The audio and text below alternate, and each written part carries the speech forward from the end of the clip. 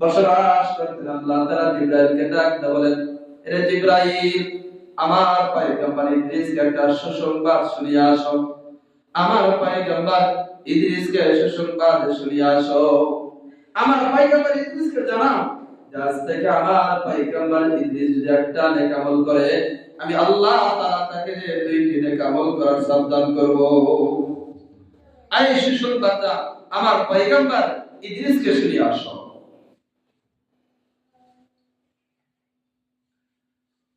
এই সুসংবাদ শোনানোর পরে ইদ্রিস আলাইহিস সালামের মনের ভিতরে লোভ আসে। লোভ কিসের লোভ? অর্থের লোভ? কয় না, হযরত ইদ্রিস আলাইহিস সালামের ভিতরে আমলের লোভ, সওয়াবের লোভ, নেকির লোভ আসে। জিবরাইল যখন এই সংবাদ শোনাইছে, হযরত ইদ্রিস আলাইহিস সালাম জিবরাইল আলাইহিস সালামের কাছে আবদার করলেন, হে জিবরাইল, আমার হায়াত যতটুকু আছে এর চাইতে আরেকটু বাড়িয়ে দাও যেন আমি নেক আমল আরো বেশি অর্জন করতে পারি। হযরত জিবরাইল আলাইহিস সালাম জবাব দাও, আল্লাহর পয়গম্বর, হায়াত বাড়ানো কমানো এই দপ্তরের দায়িত্ব তো আমার হাতে না। হায়াত বাড়ানো কমানোর তো এই দপ্তরের দায়িত্ব তো হলো হযরত আজরাইল আলাইহিস সালাম। আমার তো এখানে কি কোনো ক্ষমতা নাই। হযরত ইদ্রিস আলাইহিস সালাম বলেন, জিবরাইল, আপনার তো সমস্ত দপ্তরের উপর আপনার অগ্রাধিকার আছে, আপনার ক্ষমতা আছে। আপনার যদি হায়াত বাড়ানো কমানোর কোনো দায়িত্ব না থাকে, আমাকে কমাস কম আমার হায়াতকে বাড়ানোর জন্য হযরত আজরাইল আলাইহিস সালামের কাছে একটু সুপারিশ করে। জিবরাইল আলাইহিস সালাম বলেন, ঠিক আছে, আমি তোমাকে নিয়ে হযরত আজরাইল আলাইহিস সালামের দপ্তর পর্যন্ত যেতে পারবো এবং তোমার জন্য আমি তার সাথে সুপারিশ করতে পারবো, কিন্তু হায়াত বাড়ানো না বাড়ানো এটা দায়িত্ব কার? হযরত আজরাইল আলাইহিস সালামের। এবার হযরত জিবরাইল আলাইহিস সালাম বলেন, এবার আমাকে নিয়ে হযরত ইদ্রিস আলাইহিস সালামকে নিয়ে চতুর্থ আসমানে চলে গেলেন।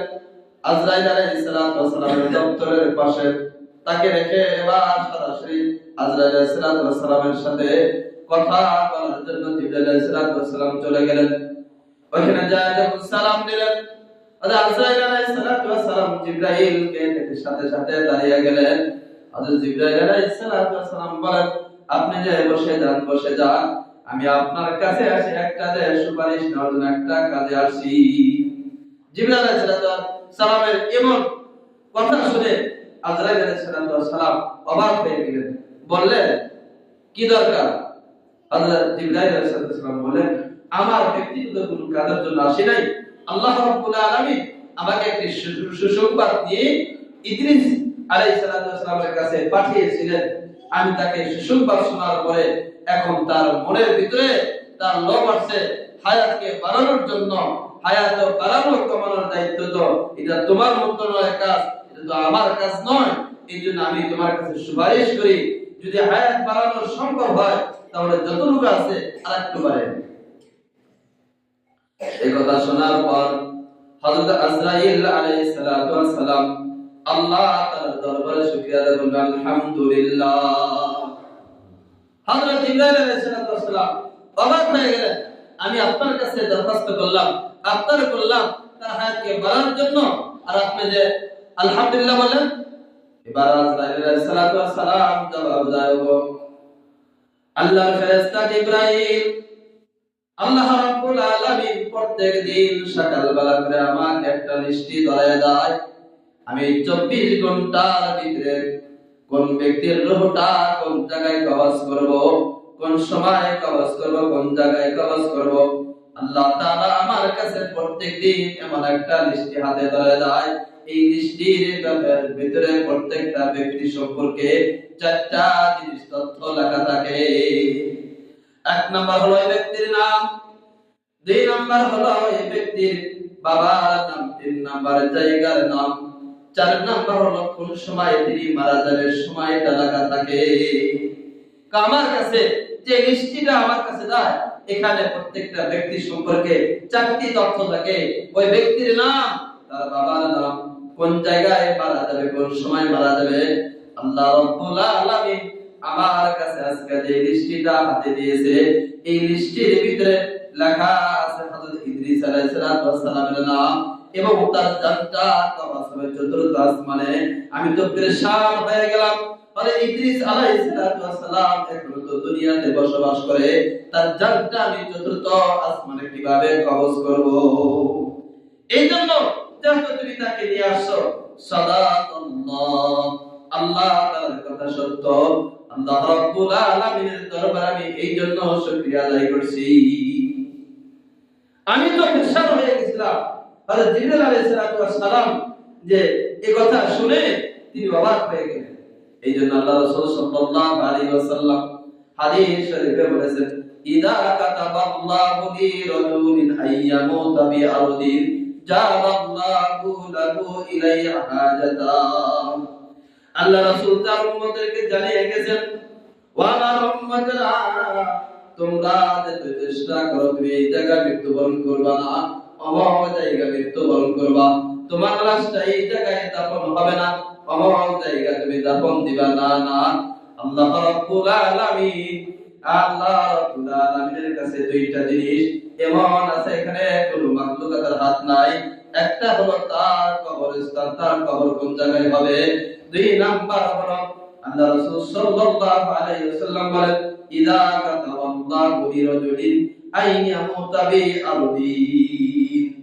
আল্লাহ রাসূল বলেন, আল্লাহ রাব্বুল আলামিন তার বান্দার যেই জায়গায় মৃত্যু, যেই জায়গায় লিখে রাখছেন, ওই জায়গায় যাওয়ার জন্য আল্লাহ তাআলা তার কাছে প্রয়োজন উপস্থাপনা করেন, প্রয়োজন উঠায় দেন, বান্দা ওই জায়গায় যাইতে বাধ্য। আমরা অনেক সময় দেখি যে একটা লোক আমাদের সাথে সারা জীবন একসাথে চলাফেরা করলাম, একই পাশে আমরা ঘুমাইলাম, একসাথে থাকলাম, কি মৃত্যুর সময় দেখা যায় সেই আমেরিকা গিয়ে, লন্ডনে গিয়ে, সিঙ্গাপুরে গিয়ে ওই জায়গায় সে কি মৃত্যুবরণ করছে। আমাদের কি এখানে বিশ্বাস করতে হবে যে আল্লাহ তাআলা তার ওই জায়গায় ওই সময়টা তার জন্য কি লিখে রাখছে? মৃত্যু লিখে রাখছে। বলতেছিলাম দুইটা জিনিস এমন আছে, এখানে কোনো মাখলুকাতের হাত নাই। এক নাম্বার হলো তার কবর, দুই নাম্বার হলো মসজিদের জায়গা। এখানে কোনো মাখলুকাতের হাত নাই। আল্লাহ রাব্বুল আলামিন এই দুইটা জায়গাকে স্বয়ং তিনি নিজে সিলেক্ট করে দেন, কবর এবং কোথায় কি ভাই? মসজিদের জায়গা। এই দুইটা জায়গায় বান্দার কোনো হাত নাই। এই জন্য আমার কবর আল্লাহ তাআলা যেই জায়গায় সিলেক্ট করে রেখেছেন ওই জায়গা আমার কি হবে? দাফনটা হবে।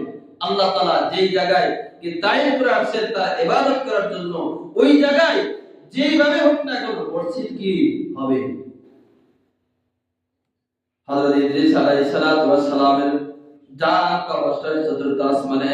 আল্লাহ রাব্বুল আলামিন জিবরাইল আলাইহিস সালামের মাধ্যমে একটি সুসংবাদ তার কাছে পৌঁছায়া ওই চতুর্থ আসমানে যাওয়ার পর্যন্ত আল্লাহ তাআলা তার শান উঠায় ধরেছে। একটা পুরস্কারের কথা শোনায়া আল্লাহ তাআলা তাকে দুনিয়া থেকে চতুর্থ আসমানে নেওয়ার একটা মাধ্যম করে দিলেন, আর তার জানটা ওই জায়গায় কি হয়ে গেল? কবজ হয়ে গেল, মৃত্যু হয়ে গেল। এভাবে হযরত জিবরাইল আলাইহিস সালাম চতুর্থ আসমান থেকে পঞ্চম আসমানে, পঞ্চম আসমান থেকে ষষ্ঠ আসমানে, ষষ্ঠ আসমান থেকে সপ্তম আসমানে পর্যন্ত হযরত জিবরাইল আলাইহিস সালাম রাসূল পাক সাল্লাল্লাহু আলাইহি সাল্লামকে নিয়ে গেলেন। ওইখান থেকে সিদরাতুল মুনতাহা পর্যন্ত নিয়ে গেলেন। সিদরাতুল মুনতাহা পর্যন্ত যাওয়ার পর এবার জিবরাইল আলাইহিস সালাম রাসূলকে ডাক বলেন, ও আল্লাহর পয়গম্বর, না না আমি আর সামনে যাইতে পারবো না, আমার এটা শেষ সীমানা। সিদরাতুল মুনতাহা হলো খালিক এবং মাখলুকের মাঝখানে একটা কি বর্ডার, এরপরে আর মাখলুকের কিনা যাওয়ার কোনো অনুমতি নাই। এই জন্য এবার ফেরেশতা জিবরাইল আলাইহিস সালাম বলেন, আগার এক ফরু জাদা এবার দর পরম ফুরুকে তাজাল্লি মসুজাদ পরম। যে আমি যদি এখান থেকে এক চুল পরিমাণ যদি সামনে অগ্রসর হই, তাহলে আমার ৬০ ডানা জ্বলে পুড়ে ছারখার হয়ে যাবে। ও আল্লাহর নবী, এখান থেকে আপনি একাই আল্লাহ তাআলার সাথে কি করতে হবে? সাক্ষাতের জন্য যাইতে হবে। আল্লাহ রাসূল সাল্লাল্লাহু আলাইহি ওয়াসাল্লাম সিদরাতুল মুনতাহা থেকে আল্লাহ তাআলার জন্য সাক্ষাতের জন্য অগ্রসর হলেন। এবার আমাদের প্রশ্ন হলো, রাসূলুল্লাহ সাল্লাল্লাহু আলাইহি ওয়াসাল্লামের সাথে কি মুনকার নাকির ছিল কিনা? হ্যাঁ, মুনকার নাকির ছিল, কিন্তু মুনকার নাকিরের কোনো খবর নাই। দেখবেন বাচ্চারা যখন মোবাইল নিয়ে মোবাইলের ভিতরে হেডফোন ঢুকে যখন কানের ভিতরে তার দিয়া হয়, পাশে বাবা বসা, মা বসা, আত্মীয় স্বজন বসা, ওই মোবাইলের ভিতরে কথা কথা কত শুনে, কিন্তু পাশের লোকেরা কেউ জানতে পারে না। তাই মোবাইলের ভিতরে হেডফোন ঢুকে যা ইচ্ছে তাই শুনতেছে বলতেছে, কিন্তু পাশের লোক কি করতে পারে না, খবর জানে না। এই জন্য আল্লাহ ওলিরা বলেন মিয়ানে আশুকু আশুকু চেরম দিস কেরামান কাতিবিরা আম খবরনি। আল্লাহ রাসূল সাল্লাল্লাহু আলাইহি ওয়াসাল্লামের সাথে কেরামান কাতিবিন ছিল, কিন্তু তাদের কোনো খবর ছিল না। এইভাবে আল্লাহ রাসূল যাইতে যাইতে একেবারে যে আরশে মহল্লা পর্যন্ত যখন গেলেন, এই আরশে মহল্লা এই জায়গাটাকে বলা হয় লা মাকাম। লা মাকাম মানে কোন জায়গা না। তাহলে প্রত্যেকটা জায়গার জন্য দৈর্ঘ্য এবং প্রশস্ত একটা কি লাগবে, সীমানা লাগবে। একটা জায়গার জন্য দৈর্ঘ্য এবং প্রশস্ত একটা এরিয়া লাগবে, একটা সীমানা লাগবে।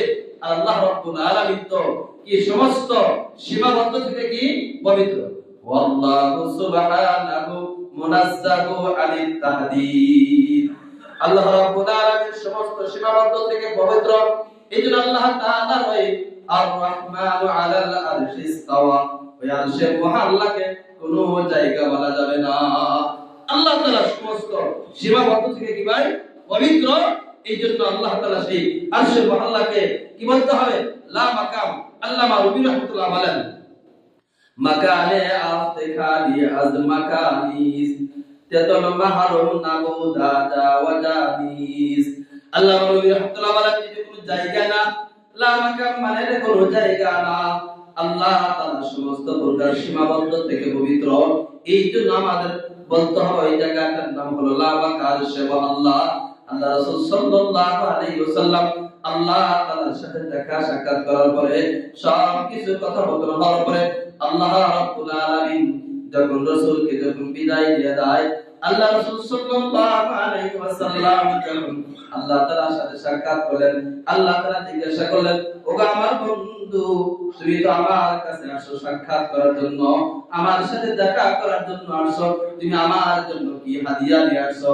আল্লাহ রাসূল বলেন, ওগো আল্লাহ আনতাল গনি আনাল ফকির, আমি আপনি তো হলেন ধনী, আমি হলাম ফকির, আমি আপনার জন্য কি হাদিয়া নিয়ে আসবো? আপনি তো ধনী, আপনি সমস্ত শাহেনশাহ, আপনি তো সমস্ত বাদশা, আপনার দরবারে আমি কি আনতে পারি? আপনি তো হলেন ধনী, আমি তো হলাম ফকির, আমি কি নিয়ে আসবো? আমি তেমন কিছু আনতে পারি নাই, তবে আমি আপনার জন্য 3টা দিনের গিফট নিয়ে আসছি, আপনার জন্য হাদিয়া নিয়ে আসছি। আল্লাহ রাসূল বলেন আত-তাহিয়াতু লিল্লাহি ওয়াস সালাওয়াতু ওয়াত তাইয়্যিবাত। আল্লাহ রাসূল বলেন, ওগো আল্লাহ, আমি আপনার জন্য 3টা জিনিস হাদিয়া নিয়ে আসছি। 1 নম্বর হলো আমার সমস্ত মৌখিক ইবাদত, 2 নাম্বার দৈহিক ইবাদত, 3 নাম্বার হলো আমার আত্মিক ইবাদত। এই 3টা জিনিস আমার মৌখিক, দৈহিক এবং আর্থিক ইবাদত, এই 3টা জিনিস আমি আপনার দরবারে আমি হাদিয়া নিয়ে আসছি।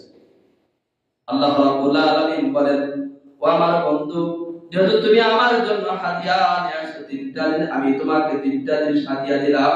আসসালামু আলাইকা আইয়ুহান নাবিয়্যু ওয়া রাহমাতুল্লাহি ওয়া বারাকাতুহু। আল্লাহ তাআলা বলেন, ও আমার পয়গম্বর, আমি আপনাকে 3টা জিনিস হাদিয়া দিলাম, শান্তি, রহমত, বরকত। আল্লাহ রাসূল সাল্লাল্লাহু আলাইহি ওয়াসাল্লাম আল্লাহ তাআলার কাছে নৈকট্য লাভ অর্জন করার সময়ও তাই গুনাহগার উম্মতের কথা তিনি বলে যান নাই। আল্লাহ রাসূল সাল্লাল্লাহু আলাইহি ওয়াসাল্লাম দেখেন আল্লাহ তাআলার পক্ষ থেকে যে হাদিয়াটা দান করে তিনি কিভাবে গ্রহণ করলেন। আসসালামু আলাইনা ওয়া আলা ইবাদিল্লাহিস সালিহিন। আল্লাহ রাসূল বলেন, ও আল্লাহ, আপনি আমার উপরে শান্তি বর্ষিত করলেন, এই শান্তিটা আমার উপরে বর্ষিত হোক এবং আমার সমস্ত নেককার মুমিন বান্দাদের উপরে বর্ষিত হোক। আল্লাহ রাসূল সাল্লাল্লাহু আলাইহি ওয়াসাল্লাম এই কঠিন মুহূর্তের সময়ও তাই গুনাহগার উম্মতের কথা কি করেন নাই, বলে যান নাই, তাদের কথা স্মরণ করছেন। এই দৃশ্য দেখে ফেরেশতারা জবাব দিলেন, ফেরেশতারা বলেন, আশহাদু আল্লা ইলাহা ইল্লাল্লাহু ওয়া আশহাদু আন্না মুহাম্মাদান আবদুহু ওয়া রাসূলুহু। আর এই তিনটা জিনিসকে আল্লাহ রাব্বুল আলামিন এটা মুমিনরা এটা যেন দৈনিক 5 ওয়াক্ত নামাজের ভিতরে যেন পড়ে, এটাকে এখন পড়াটা কি ওয়াজিব। হ্যাঁ, এইজন্য আমরা 5 ওয়াক্ত নামাজের ভিতরে প্রথম বৈঠকে দ্বিতীয় বৈঠকে তাশাহুদ পড়ি কিনা? হ্যাঁ, তাশাহুদ পড়ি। আল্লাহ রাব্বুল আলামিন এই সমস্ত কথোপকথন হওয়ার পরে আল্লাহ রাসূলকে দান করলেন 50 ওয়াক্ত নামাজ। ও আমার হাবিব, আপনি আমার সাথে সাক্ষাৎ করার পর আপনার উম্মতদের সাথে সাক্ষাৎ করবেন, আপনার উম্মতের জন্য কি নিয়ে যাবেন? আমি আল্লাহ তাআলার পক্ষ থেকে আপনার উপরে এবং আপনার উম্মতের উপরে 50 ওয়াক্ত নামাজ হাদিয়া দান করলাম। 50 ওয়াক্ত নামাজ আমি হাদিয়া দান করলাম। আল্লাহ রাসূল সাল্লাল্লাহু আলাইহি ওয়াসাল্লাম এই 50 ওয়াক্ত নামাজ দিয়ে যখন ফিরতেছিলেন, হযরত মুসা আলাইহিস সালামের সাথে সাক্ষাৎ। হযরত মুসা আলাইহিস সালাম বলেন, আল্লাহ তাআলা আপনাকে কি হাদিয়া দিয়েছে? রাসূল বলেন, আমার উম্মতের উপর 50 ওয়াক্ত নামাজ দান করেছেন, হাদিয়া দিয়েছেন। মুসা বলেন, না না না, আপনার উম্মতরা এত অলস হবে, এত দুর্বল হবে, এই 50 ওয়াক্ত নামাজ তারা আদায় করতে পারবে না। আপনি আল্লাহ তাআলার কাছে গিয়ে কমে নিয়ে আসেন। এভাবে একবার দুইবার নয়, আল্লাহ রাসূল সাল্লাল্লাহু আলাইহি ওয়াসাল্লাম আল্লাহ তাআলার কাছে 9 বার গিয়েছেন। 5 নং 45 ওয়াক্ত নামাজ আল্লাহ তাআলা কমিয়ে দিয়েছেন। এরপর আবার মুসা আলাইহিস সালামের সাথে সাক্ষাৎ। এবার মুসা বলেন, ও আল্লাহর নবী, এই 5 ওয়াক্ত নামাজ তো আপনার উম্মতরা পড়তে পারবে না, তারা এত দুর্বল হবে, এত অলস হবে, এই জন্য আল্লাহ তাআলার কাছে গিয়ে আরো কমিয়ে নিয়ে আসেন। রাসূল বলেন, না না, আমি আর আল্লাহ তাআলার কাছে যাইতে পারবো না, আমার আর আল্লাহ তাআলার কাছে যাইতে এখন লাশাবত মনে হয় আমি আর যাইতে পারবো না। আল্লাহ রাব্বুল আলামিন রাসূলকে জানেন ইখতারতা বিল ফিতরাতি, আপনি আপনার সেই তবিয়ত ফিতরতকে গ্রহণ করেছেন। ওগো আমার পয়গম্বর, এরপরও যদি আপনি আমার কাছে আসতেন, আমি আর 5 ওয়াক্ত নামাজ থেকে কি করতাম না, কমাইতাম না। আল্লাহ তাআলা জানিয়ে দিলেন, ও আল্লাহ আমার পয়গম্বর, আপনি আপনার উম্মতদেরকে জানিয়ে দেন, আপনার উম্মতরা যদি এই 5 ওয়াক্ত নামাজ যদি যত্ন সহকারে আদায় করে, সময় মতো আদায় করে, আমি আল্লাহ তাআলা তাকে 5 ওয়াক্তের বদলে 50 ওয়াক্ত নামাজের যে ফজিলত দান করব। আমরা যদি এখন 5 ওয়াক্ত নামাজ যদি জামাতের সাথে আদায় করি, আল্লাহ তাআলা আমাদেরকে 50 ওয়াক্ত নামাজের কি দান করবেন? সওয়াব দান করবেন। হযরত রাসূলুল্লাহ সাল্লাল্লাহু আলাইহি ওয়াসাল্লাম এভাবে যখন মিরাজ শেষ করে যখন ফজর নামাজ মক্কার মসজিদে যখন আদায় করলেন, সাহাবা কিরামদেরকে মিরাজের ঘটনা শোনাইলেন। আবু জাহল যখন এই সংবাদ শুনতে পেল, রাসূলকে জিজ্ঞাসা করলেন, এটা কিভাবে সম্ভব? হযরত রাসূলুল্লাহ সাল্লাল্লাহু আলাইহি ওয়াসাল্লাম এই মিরাজের কাহিনী শোনানোর পরে, আবু জাহল শোনার পরে দৌড়ায় গেলেন আবু বকর সিদ্দিক রাদিয়াল্লাহু তাআলার কাছে। আবু বকরকে গিয়ে জিজ্ঞাসা করেন, হে আবু বকর, তোমার এই কথা বিশ্বাস হবে? কেউ যদি বলে এই সংক্ষিপ্ত সময়ের ভিতরে 7 আসমান এবং আরশ মহল্লা করে বাইতুল মুকাদ্দাস ঘুরে আবার রাত্রি বেলা আবার ফিরত আসে, এটা কি তোমার বিশ্বাস হয় কিনা? আবু বকর বলেন, এই কথা কে বলেছে? হযরত রাসূলুল্লাহ সাল্লাল্লাহু আলাইহি ওয়াসাল্লামের কথা যখন জানালেন, আবু বকর বলেন, এতে কোনো আমার সন্দেহ নাই। এই কথা যদি রাসূল বলে থাকে যে আমি এই রাত্রে অল্প সময়ের ভিতরে আমি 7 আসমান আরশ মহল্লা বাইতুল মুকাদ্দাস ঘুরে আমি সবে মেরাজ করেছি, এই কথার ভিতরে আমার বিন্দু পরিমাণে কি নাই, সন্দেহ নাই। এই জন্য এখান থেকে আবু বকর রাদিয়াল্লাহু তাআলাকে সিদ্দিক উপাধি দেওয়া হয়। এবার আবু জাহাল দৌড়া গেলেন রাসূলের কাছে, রাসূলকে বলেন যে আল্লাহর নবী, আপনার যদি এই মিরাজ করে সেটাকে, তাহলে আপনাকে আমি কয়েকটা প্রশ্ন করব, যদি প্রশ্নের জবাব আপনি সঠিকভাবে দিতে পারেন, তাহলে আপনার মিরাজকে আমি বিশ্বাস করব। কি প্রশ্ন? তখন আবু জাহল জিজ্ঞাসা করে, আপনি যেহেতু বাইতুল মুকাদ্দাস ঘুরে আল্লাহ তাআলার সাথে সাক্ষাৎ করার জন্য গেছেন, তাহলে আমার প্রশ্ন হলো, বাইতুল মুকাদ্দাসের ভিতরে কতগুলো দরজা আছে, কতগুলো জানালা আছে, কতগুলো সিঁড়ি আছে, এগুলো আপনি বলে দেন। বলেন তো, আপনি যদি কোথাও গিয়ে যদি হঠাৎ করে কোথাও ঢোকেন, তাহলে কি সবকিছু আপনি বলতে পারবেন নাকি? বলেন তো, আমাদের এই পরিস্থিতির ভিতরে কয়টা সুইচ আছে? মুয়াজ্জিন সাহেব বলতে পারবেন নাকি? বলতে পারবেন? উনি তো 5 ওয়াক্ত নামাজের সময় সুইচ বন্ধ করে, ভাই এরপর বলা কিনা সম্ভব নয়। কয় রাসূলুল্লাহ সাল্লাল্লাহু আলাইহি ওয়াসাল্লাম বলেন, আল্লাহ রাব্বুল আলামিন বাইতুল মুকাদ্দাসকে আমার চোখের সামনে উঠায় ধরেছেন, আমার সামনে তুলে ধরেছেন। আমি প্রত্যেকটা জিনিসকে গুনে গুনে তাদেরকে আমি জবাব দিয়েছি। মেরাজের সমস্ত ঘটনা আমি তাদেরকে জবাব দিয়েছি। বাইতুল মুকাদ্দাসের কয়টা দরজা, কয়টা জানালা, কতগুলো সিঁড়ি আছে, এগুলো আমি আবু জাহলকে কি দিয়েছি, জবাব দিয়েছি। এরপর কি হয় নাই, তার হিদায়াত আসে না। এইজন্য আল্লাহ রাব্বুল আলামিন বলেন, فَإِن لَّمْ تَفْعَلُوا وَلَن تَفْعَلُوا فَاتَّقُوا النَّارَ الَّتِي وَقُودُهَا النَّاسُ وَالْحِجَارَةُ وَأُعِدَّتْ لِلْكَافِرِينَ। আল্লাহ তাআলা কাফেরদেরকে সৃষ্টি করেছেন কিসের জন্য? জাহান্নামের আগুনের জন্য। আর আগে আছে ওয়াসাওয়াউন আলাইহিম আনজারতাম আম লাম তুনদিরুহুম লা ইউমিনুন ফাতামাল্লাহু আলা কুলুবিহিম ওয়া আলা সামিহিম ওয়া আলা আবসারিহিম গিশাওয়া ওয়া লাহুম আযাবুন আযীম। আল্লাহ তাআলা তাদের দিলকে কি করে দিয়েছে? সিলমোহর মেরে দিয়েছে। তাদের অন্তরের ভিতরে হিদায়াত কি করবে না, প্রবেশ করবে না। যাই হোক, আল্লাহ তাআলা আমাদের সকলকে যেন মিরাজের মাধ্যমে যে জিনিসটাকে আমাদেরকে দিয়েছেন ওই জিনিসের প্রতি যত্নবান হওয়া, পাঁচ ওয়াক্ত নামাজ আদায় করা। আমি যতই ব্যস্ত থাকি না কেন ভাই, আমি অর্থ সম্পত্তি সব কিছু উপার্জন করতেছি, কিন্তু সব কিছু রেখে চলে যেতে হইতেছে। যেই জিনিসটা আমার সাথে যাবে এই জিনিসের প্রতি আমার আপনার যত্নবান আমি আদায় করি না, এর মধ্যে আমার কোনো মহব্বত এবং কি ভালোবাসা নাই। এই জন্য নিজের পরিবার পরিজন যতগুলো সদস্য আছে সকলকে নামাজি বানানোর জন্য আমরা চেষ্টা করব। আল্লাহ তাআলা আমাদের সকলকে আমল করার তৌফিক দান করুন। আমিন। যারা জুমার চার কাজ শুরু করেছেন